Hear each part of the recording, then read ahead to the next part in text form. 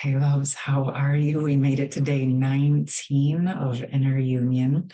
And today I received a request a few days ago around practical tips to Inner Union, like simple steps. And I had to sit with it for a little bit because, as many of you know, things can be simple, but that doesn't always mean that they are easy or happen immediately. Okay. This is a transformational process, but I do want to bring in some practical grounding, stabilizing points for you to maybe work with as a focus, especially when things can feel a little unstable or like a lot is coming up. So these tips are really, and inner union is this idea of really cultivating this unconditional love and this unconditional self-love, which ultimately is the main building block for unity consciousness, because unity consciousness begins within. When we can learn to accept and embrace and love ourselves, then we can also externally do the same for and with others. And that is how the inner union expresses outwardly in an outer union, unity consciousness type of energy. Okay. So, some of the first things that I would like you to think about and decide how you want to incorporate them. Probably many of you already have been doing this on some level. We talked yesterday about learning how to provide for yourself the things that you were craving or wanting others to provide for you, which is a beautiful thing, right? Like learning how to cultivate that internally. But there's another side of this piece that I wanted to share with you. And then I want you to stop and think about how you want to provide for others, the things that you want to share with others. And then I want you to start actually also providing yourself with those pieces. Okay. Because as you turn those energies back inward, to learn them, to cultivate them, and to embody them in a deeper way, that actually allows you to be in that embodiment energy. And then you're able to share and stabilize those energies and essences with others. This is why unconditional love starts with you unconditionally loving yourself. It's why you're an important piece of that puzzle, because as you cultivate it and learn it for yourself, like I said, then you can do it with others in a genuine, embodied, stabilized manner, okay, where you're not self sacrificing to love someone else. And there's a nice, gentle reciprocity and balance that takes shape because you have learned how to cultivate that inside of you. I do not know why I have a little tickle today in my throat, excuse me. So, also, some of my favorite things to think about within these dynamics is how, no matter what the dynamics are, internally or externally, you're a piece of that puzzle if you're partaking in it. And you only really can be responsible for your piece of that puzzle. So if you're in any sort of energy dynamics with others, right, and you're wanting to foster and facilitate that inner union, when I said bring it back to yourself, that really brings me to the space of what I spoke about a few days ago, where we have that kind of old energy triangle of victim, rescuer, abuser consciousness triangle, which has just been present on our planet for quite some time. I mean, you can literally turn on the news and just about every story is of that triangle for the most part. Okay. What we can do to start to move from that, or at least one of the things that my higher self gave me a few years ago when I was really like, okay, how, like, I want to do this, but there's some pockets, there's some places where I'm just having a hard time doing it, like with family, like family, close friends. And my higher self gave me a new triangle, which is called the unconditional self-love triangle, because I was like, I'm not just going to exit and leave my family and my friends and stop talking to everybody because I'm needing to raise and change how I do things. I did have to take some space sometimes to integrate and process, but I didn't have to cut out my family members and I didn't have to run away and shut them and freeze them out. That was a really important piece to me because that's another thing we see in society where we're told to like get the toxic people out of your life.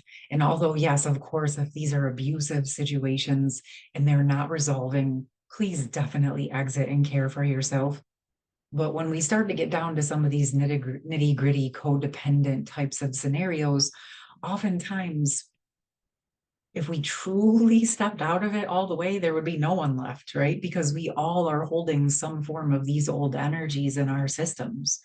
And that's what we're working through. So for me, in a lot of scenarios, it just wasn't feasible for me to cut every single person out of my life, nor did I want to. I wanted to find a realistic solution that I could start to embody for myself that allowed me to show up for myself and still allowed me to show up in my connections and in my relationships. And that is where the victim abuser rescuer triangle became replaced with self-love, personal responsibility, and healthy boundaries. Okay. And I actually did create some memes around this last year. I'm going to put them over in the community tab if you want to look at that. I haven't gotten fancy around how to do PowerPoints and all that stuff on my computer yet, but maybe one day down the road, I'll be able to do that for you. Thank you for bearing with me. To me, sometimes it's more important that I just get you the information in the most efficient way possible in that moment. So that's what we're rolling with. Okay. So again, why this piece is important is because what happened is in the scenario, I had some people that I was connected to where one would call me and kind of be in the victim mode. And, you know, the other one would seem like the abuser. And then the other one would call me and the same scenario would be playing out on that end. And in the old ways, I would kind of come in as the rescuer and it would all end up ping ponging back and forth because they both had valid points in both directions. Okay. It was what I found. So what happened as I learned to use my new triangle is that I could show up and be present if it was appropriate, but always just redirecting them back to each other and back to themselves to resolve the actual conflict versus pulling me in to create the bridge because that was not resolving anything for anyone. And in fact, it was pulling me into scenarios where I had no business being or entertaining. So this became exceedingly helpful in many ways. And what it did is it allowed me to keep focus on myself. And the stronger I got in myself, and over time, there was some resistance and discomfort for a while in this scenario because it was a big change for everybody involved. But over time, over weeks and months, it actually began to resolve itself. They started to learn how to find new scenarios for themselves and with one another. Okay. This started off small at first, but over the past year, I have seen amazing, awesome, beautiful results for myself and for all of us in this old triangle, because now there is no longer a triangle. Everyone is starting to work on taking personal responsibility and it is creating a much nicer, beautiful dynamic.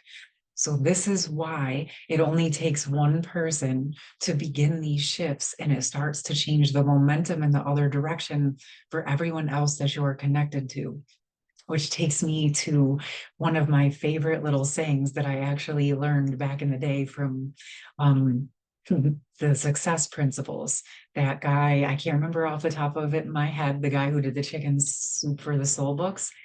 In his book, The Success Principles, he had one that stated, your response changes the entire outcome. And it was a simple scenario, like you have an event, you have plus response, your response equals the outcome. So no matter what is happening in any given scenario, you get to choose the response that you have internally and externally. Okay. This can even be those self-talks that start to creep up. You can change how you respond to those patterns. Okay. And what happens is, even if every other event, every other part of the experience is exactly the same, but you change your response, it automatically changes the outcome completely. All right.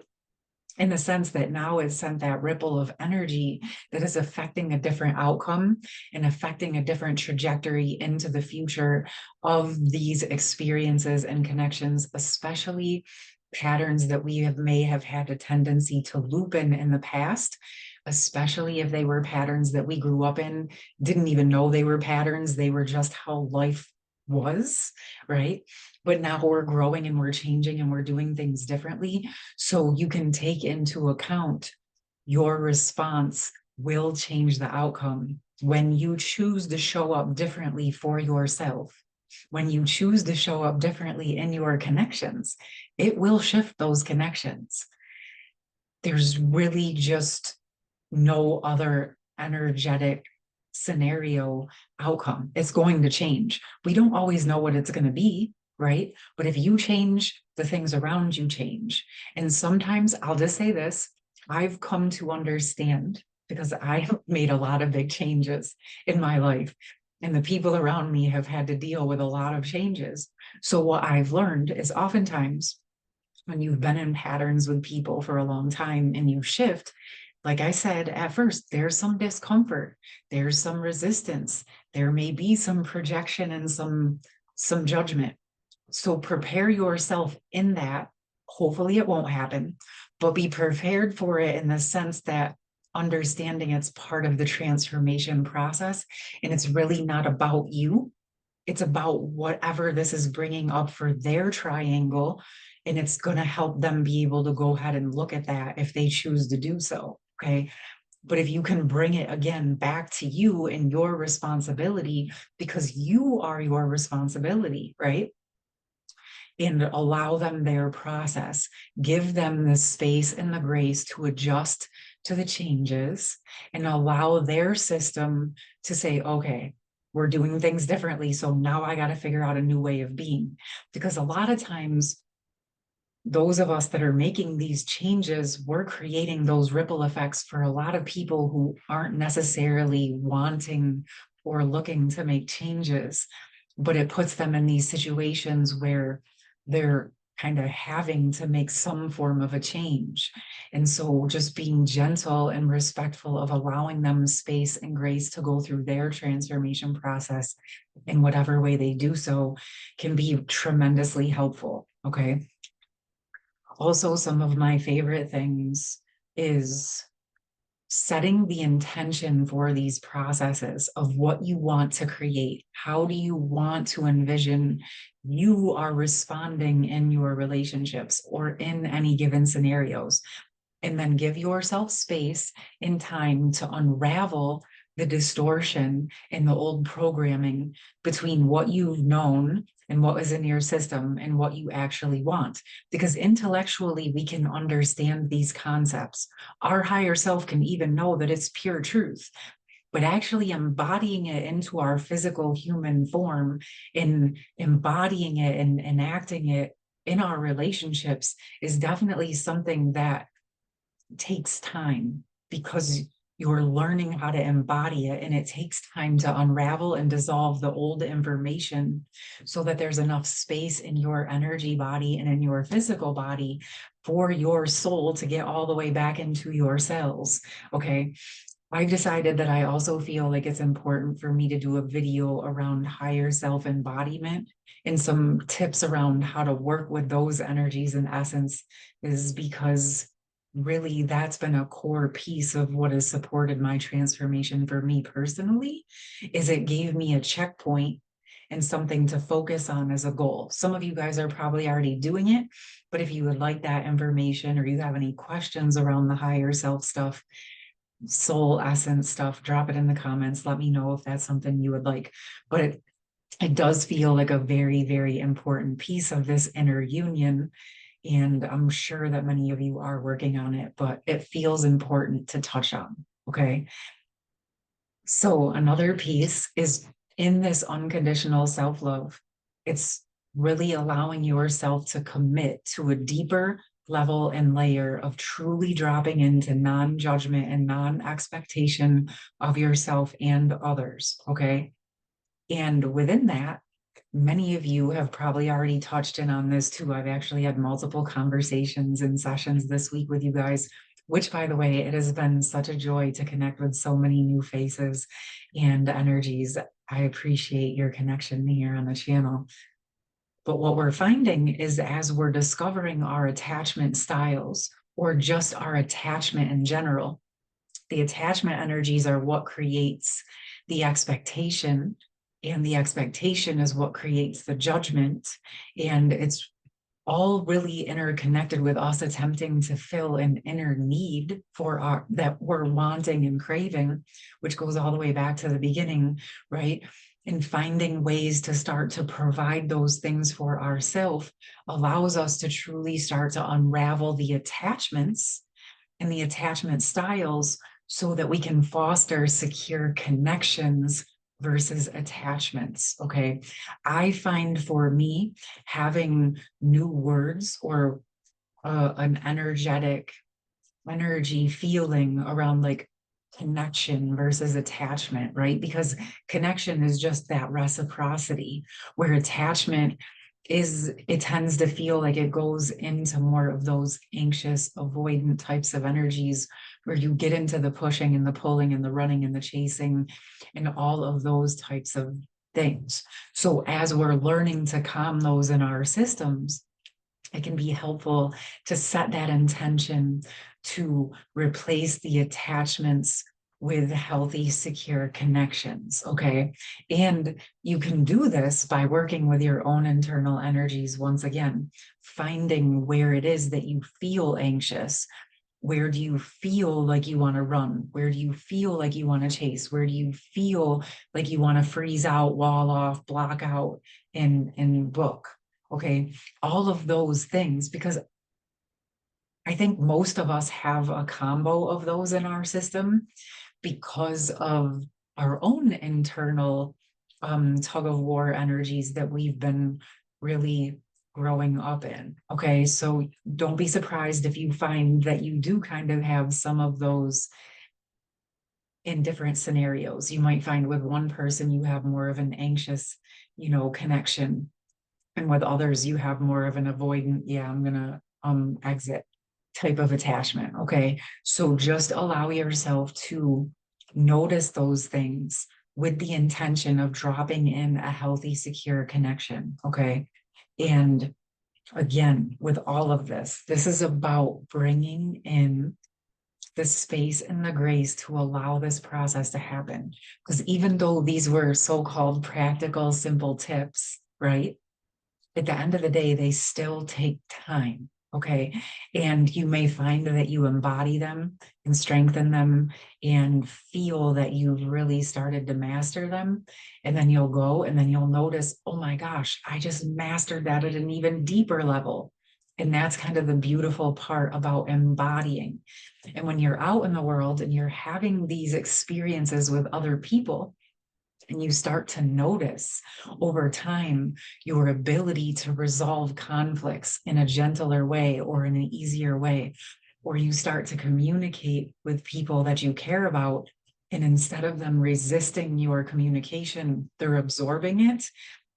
These are the types of things that I'm seeing, but also some friends and clients that I've worked with that have been doing this type of work. They're really starting to notice the compounding differences in their connections and relationships. And it's honestly very empowering to experience, to know that you can show up for yourself and you can show up for the people that you love in a way that's actually truly supporting healthy connections. Okay. And so this is very powerful work. And I know that I've said this before, but I really want you to absorb that right now you're doing some of the probably the most powerful work on this planet. Coming into inner union, regardless of what brought you here or why you're here, you're literally learning to foster unity consciousness. And it's amazing. And that's why I've said to you, this is so much bigger than one relationship. Although we appreciate the initiations or the connections or the things that brought us to this place, but it's a much bigger energy that we're actually truly learning to embody and share out into the world. Okay. So I just want you to give yourself props for that, please. All right. I'm so grateful to have you here. I'm excited to continue on this journey with you. I can't believe we're already at day 19 of day up to 22. We have 3 more days. And I have been seeing your comments and your questions. I've been actually taking screenshots because I do plan on addressing those as we move into the future. So thank you so much for your energy, your likes, your shares, your subscribes. I truly appreciate it. Oh, and for those of you who have made some donations and some supers, thanks. I really, truly appreciate your kindness and your reciprocity very, very much. And again, for those of you who have had sessions with me and those of you who have been scheduling, I'm looking forward so much to continue to connect with you in all of these ways. Okay. So thank you so much for being here and bringing your energy and your love to this channel. All right. I love you. Have a beautiful rest of your day. Bye.